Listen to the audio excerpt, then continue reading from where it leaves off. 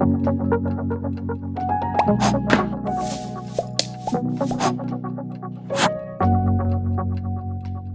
time is running out for us to act to make our cities more sustainable. I mean, the climate change is not just on our doorstep, it's entered the door at this stage. And decisions we make today will have an impact on generations to come. This is not a problem one person or one entity or one sector of society can solve on its own.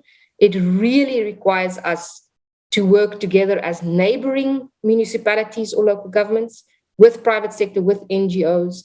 It's a societal problem that needs a societal response. When we talk about cities, we just use the term cities usually, but you can refer to the physical space, so the actual built environment. And in our case, we often refer to the local government who runs these cities, right? So who's in charge of making the decisions about how the city works. So what we do is the private sector has more money and they are the source of innovation, right? And the private sector can yield transformative solutions that often government just can't. But government, public sector, has to set the regulatory framework and policy reforms and basically crowd in these private solutions to the benefit of the people. If you look at the bottom blocks here, cities can do sort of 4 big things to facilitate competitiveness, helping their private sector to be competitive, right? You do the regulations. We mentioned that already. You have to set the rules of the game. You have to look at infrastructure and land because business has to happen somewhere.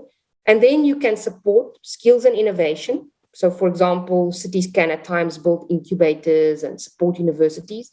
And you can do enterprise support and finance. You can support SMEs, etc. Now I realize urban sustainable development, it's more than SDG 11. It's all the SDGs. It's the ESG, all the pillars in what means sustainable development. It needs probably very strong leadership and someone with a very clear vision, and then with the political capital to do unpopular things. Often governments think getting in private sector is like they're gonna make, government's also gonna make money.